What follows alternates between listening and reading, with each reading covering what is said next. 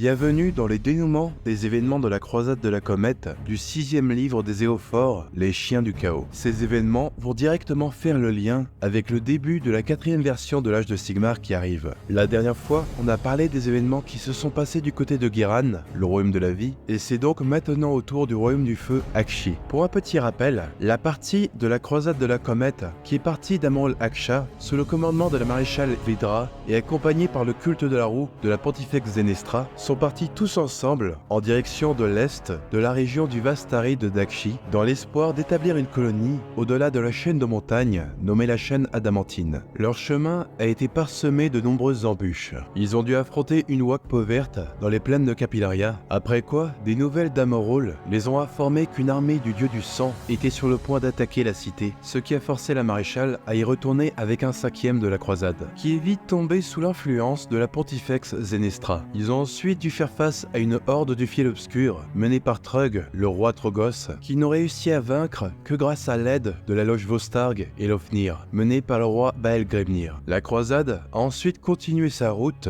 jusqu'à la mer de sang de Capillaria, où ils ont croisé la route d'Éternel de l'orage, menée par Vordus, Main-Marteau et Nive Serre-Noire. Cette dernière a d'ailleurs rejoint la croisade pendant quelques temps. Par la suite, les Éophores ont fini par affronter des vampires Avengori, menés par Lokavai, la mère des cauchemars. Au cours de l'affrontement, l'un de leurs acolytes a été souillé, réduisant énormément leur approvisionnement en eau au milieu des terres extrêmement arides d'Aqshy.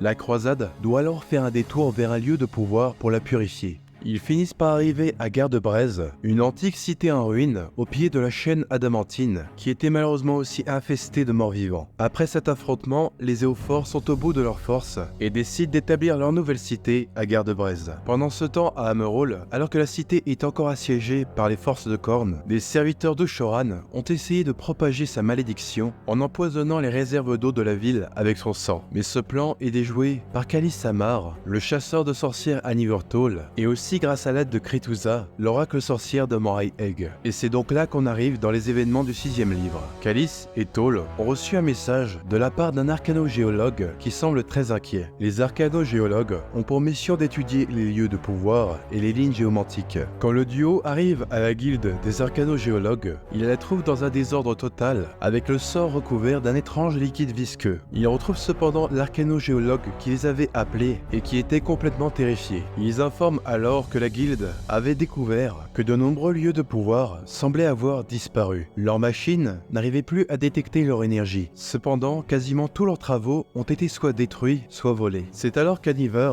commence à remarquer des vêtements dans le liquide visqueux qui parsème le sol. Il réalise que quasiment tous les membres de la guilde ont été liquéfiés. Tout à coup, des bruits se font entendre dans les murs, une nuée de rats en déferle et s'attaquent au groupe. Ils réussissent à les neutraliser à l'aide d'explosifs et à fuir la guilde. Un peu plus tard, ils réussissent à avoir une audience auprès du conclave d'Amorol afin de les informer de la situation. Mais au cours de l'audience, le conclave est attaqué par des assassins Skaven du clan Eshin. Il devient alors clair que les Skaven préparent quelque chose et qu'ils cherchent à effacer toute trace de leur plan. Plus tard, le siège de la cité a enfin été brisé avec l'aide de la maréchale Vedra et du seigneur célestan Vandus. Cette menace immédiate étant écartée, le conclave décide d'envoyer des renforts à la nouvelle cité établie de Garde-Braise. Vandus est initialement choisi pour être à la tête de ces renforts, mais il s'y oppose formellement. Il préfère aller à la rencontre de la marée de sang qui a été repérée vers l'est et qui pourrait bien être menée par Korgus Kul. La maréchale Talia Vedra voit cela d'un mauvais œil, car elle se doute que cela est motivé par son obsession d'enfin tuer le seigneur de la marée de sang, car leur rivalité est bien connue de tous,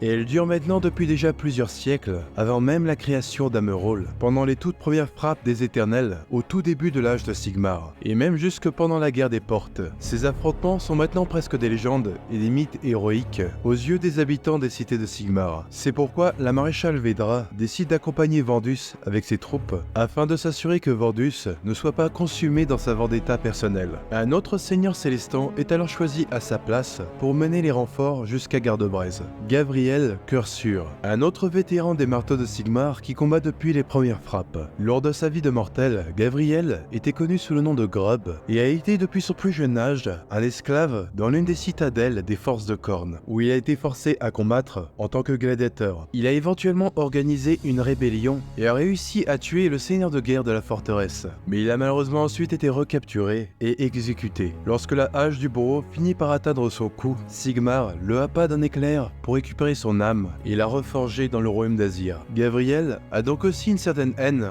envers les serviteurs de Khorne, mais semble être un peu plus tempéré que Vandus. Par la suite, les forces de Vedra et de Vandus font face à la marée de sang, mais l'emportent un peu trop facilement. Vandus est alors tout à coup frappé par une vision. Il voit un guerrier doré avec une épée brisée face à une silhouette démonique devant une cité en feu. Il réalise bien vite que cela n'était qu'une diversion et que le gros des forces ennemies pourrait être plus proche de Garde-Braise pour tendre une embuscade aux forces de Gavriel. Vandus s'empresse alors à retourner à Meraull afin de pouvoir emprunter le pont céleste qui permet aux éternels de l'orage de chevaucher la foudre et voyager sur de très longues distances, en espérant arriver à temps pour sauver Gavriel. En parallèle, on apprend certaines choses du point de vue de Korgoskul. Pendant longtemps, les voix du dieu du sang lui étaient restées silencieuses, car il avait promis à Khorne de lui offrir Aqshy, mais avait été arrêté par Vandus. Cependant, récemment, après un très long silence, Khorne lui ordonna de lui offrir la tête d'un seigneur célestant. Cette dernière chance revigora Korgos,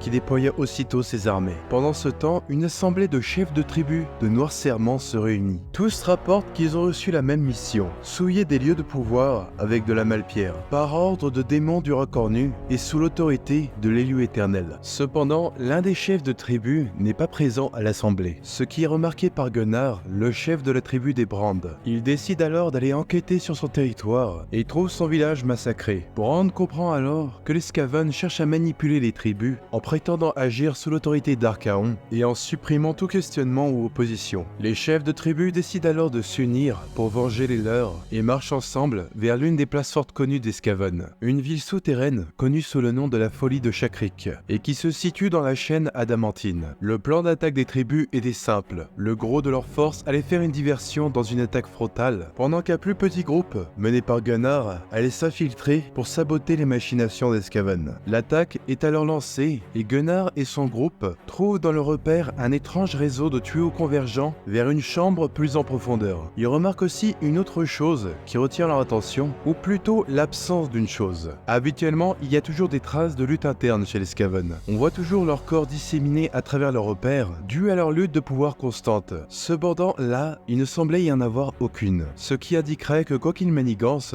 pour l'une des premières fois, leur empire souterrain est uni. Le son d'une cloche commence alors à résonner dans les cavernes et sonne de plus en plus fort à chaque coup. Gunnar et son groupe finissent par arriver dans la chambre principale, qui est gardée par de nombreux Skaven et une abomination. Au cours de la bataille, alors que le 13e coup de la cloche approche, une force invisible semble faire fusionner des Skaven entre eux et prend lentement la forme de Screech, le seigneur Verminarque et émissaire du grand rat cornu. Au même moment, le 13e coup de la cloche résonne. Les machines à travers la montagne commencent à entrer en surcharge et une énergie semble passer à travers toute la chaîne adamantine qui commence à trembler. Screech dit alors à Gunnar d'aller raconter aux autres tribus ce dont il a été témoin et que c'est maintenant à eux qu'ils obéiront. Au même moment, au pied de la chaîne adamantine, les forces de Gavriel affrontent Korgoskul. Le seigneur célestant et le seigneur de la marée de sang finissent par s'affronter en combat singulier. Au même instant, alors que la bataille fait rage, les forces de Vandus sont foudroyées depuis le ciel au sol. Vandus voit Gavriel affronter bravement Korgoskul, mais il arrive malheureusement trop tard. L'épée de Gavriel se brise et Korgos le décapite avec sa hache corrompue. Lorsque sa tête tombe au sol, aucun éclair ne le ramène vers Azir. On réalise alors que l'Éternel est mort définitivement. Il est d'ailleurs mort de la même manière que durant sa vie mortelle. Comme si Khorne s'était vengé pour ne pas avoir obtenu son crâne la première fois. À la vue de ceci, Vandus est envahi par la colère. Et c'est alors que Korgoskul commence à changer. Ayant accompli sa mission divine, une énergie commence à parcourir son corps. Des ailes commencent à sortir de son dos et des cornes sortent de son crâne. Il a enfin réussi son ascension en tant que prince démon. Et au même moment, la chaîne adamantine explose alors que le projet d'Escaven, la Malruine, est enclenché. Des rochers commencent à pleuvoir sur les armées en contrebas et Vandus est enseveli sous les décombres. Le succès du plan d'Escaven semble être total. La destruction des lieux de pouvoir à travers Aqshy, qui a été aidée par les tribus de Noir Serment, mais aussi même des grottes du Fiel Obscur, car la machine sur le dos de Trog semblait aussi le pousser à détruire des lieux de pouvoir. Tout ceci aura permis d'affaiblir la toile géomantique suffisamment pour permettre à leur cité dans le royaume du chaos de pénétrer dans le royaume du feu et à créer tout un nouveau territoire à l'est d'Aqshy pour les Skaven ayant une taille quasi équivalente à un continent entier et amène avec lui l'avènement du rat cornu en tant que 5e dieu majeur du chaos. Aqshy n'est d'ailleurs pas le seul royaume où une partie de la mégalopole des Skaven a fait surface. À Giran, des régions entières sont polluées. À Shaiish, devant le nombre colossal de Skaven morts lors du processus, une toute nouvelle après-vie a été créée. Seul Azir, le royaume des cieux, aurait été prétendument intouché. Bien qu'il y ait des rumeurs qui se propagent d'hommes rats cachés dans les ombres, qui sont bien entendu totalement sans fondement. On est un peu passé des Skaven ça n'existe pas à les Skaven ça n'existe pas à Azir. Il y a aussi d'autres informations sur ce qui s'est passé avec Vandus. Il a à vrai dire survécu et a été déterré par Ionis Creedborn. Cependant, il semble complètement avoir sombré dans la folie. La mort de Gavriel, l'ascension de Kul, l'arrivée de la Malruine et toutes les morts innombrables qu'il a subies ont fini par définitivement briser son esprit. Ionis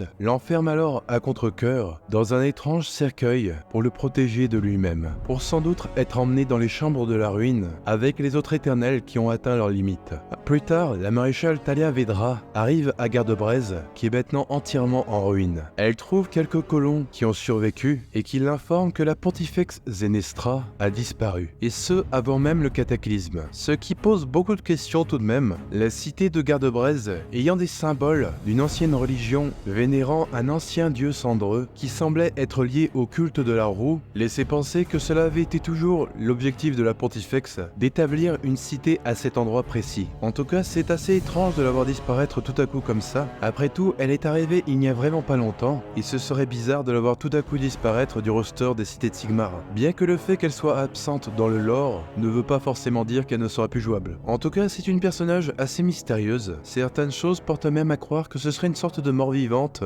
mais au lieu de se maintenir par de la nécromancie, elle y arriverait potentiellement grâce à de la magie divine. C'est donc là que s'achève l'histoire des Éophores. J'avoue que je m'attendais vraiment pas à l'ascension de Korgoskul. Ça veut dire qu'on peut potentiellement s'attendre à une nouvelle figurine de lui en prince démon. C'est quand même un personnage qu'on connaît depuis la toute première version de l'âge de Sigmar et qui faisait partie de la toute première boîte de jeu. D'ailleurs, Vandus et Ionis font aussi partie de cette boîte. Donc c'est assez symbolique de voir les personnages de la première édition être réunis pour le lancement de la 4e. Plus tard, à Amerol Aksha, Bastien Kartalos, le seigneur commandant de l'Hoste doré des marteaux de Sigmar, est en train d'observer une carte assez particulière qui fonctionne avec des conjurations de mages et qui est nommée une Carto Arcanabolum. Lui et son conseil réalisent alors pleinement la destruction qu'a apporté la Malruine, et il est aussi rejoint par Nif Cernoir du fait qu'il a rappelé tous les marteaux de Sigmar à Amerol, car il projette de marcher vers la chaîne adamantine avec toutes ses forces. Du côté de Giran, on apprend aussi des informations du point de vue d'Alarielle, la reine éternelle. Elle est apparemment passablement affaiblie suite aux efforts qu'elle a dû fournir pour aider Kroak,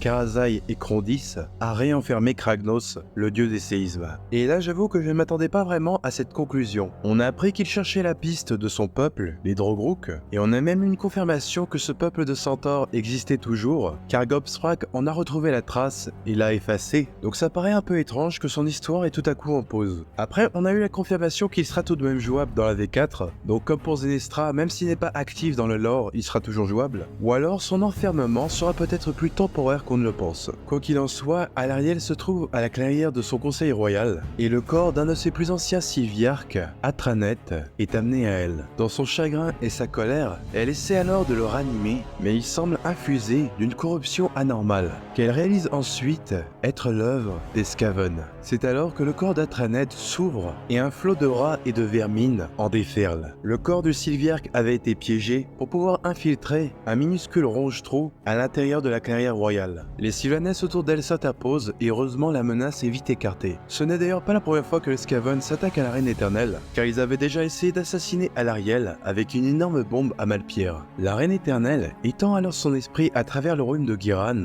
et voit toute la ruine que les Skaven sont en train d'apporter au royaume. On a ensuite d'autres informations d'un autre point de vue, celui d'Archaon lui-même, alors qu'il contemple pleinement toute la destruction de la Malruine. Il semble alors plongé dans d'anciens souvenirs du temps où il était encore un mortel, suivant les préceptes de Sigmar, et trouve amusant que c'est maintenant sa faiblesse et ses échecs qui ont mené à son ascension au pouvoir. Le dieu roi lui avait échappé durant la bataille des cieux brûlants, mais cette fois il va mettre fin une bonne fois pour toutes à tout ce que Sigmar a créé, et c'est pour s'assurer de cela qu'il a décidé de faire une alliance avec le grand rat cornu, même si c'est très bien que cette alliance est temporaire de par la nature traîtresse des Skaven. Mais pour l'heure, leurs desseins s'alignent, et Archaon semble avoir besoin spécifiquement des Skaven pour la suite de son plan. Et à mon avis, il a besoin d'eux et surtout de leur ronge-trou, associé peut-être à la varanite qu'il a accumulée pour percer les défenses magiques d'Azir, le royaume des cieux, qui a été jusqu'ici impénétrable. On a ensuite des informations du point de vue des Skaven dans le conseil des 13 de la mégalopole de Villeville. Les membres du conseil se félicitent de leur victoire et chacun semble chercher à tirer profit de la situation. L'un d'entre eux, le prophète Visik Skour, semble voir son influence monter sous le regard hostile de Screech,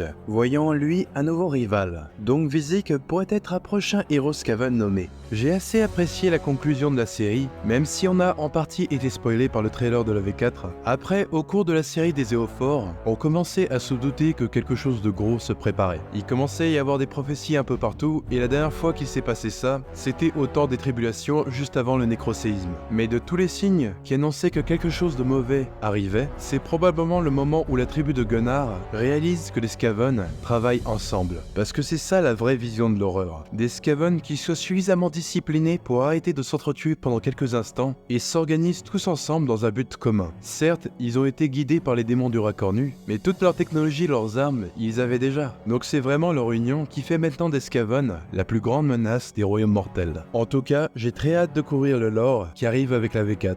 N'hésitez pas à partager votre ressenti de la série des Éophores dans les commentaires, et aussi si vous avez des théories sur les événements à venir. Merci d'avoir regardé la vidéo jusqu'au bout, et si le lore AOS vous plaît vraiment et que vous aimeriez en voir plus en français, considérez à soutenir la chaîne par le Tipeee, ou si mes vidéos vous en donnent envie de vous prendre quelque chose en rapport avec AOS ou le Wargame, n'hésitez pas à utiliser le lien partenaire MyHobbyPlace dans la description pour pouvoir avoir des réductions jusqu'à moins 20% et d'une pierre deux coups soutenir la chaîne. Merci d'avance pour votre soutien peu importe sa forme, et à la prochaine.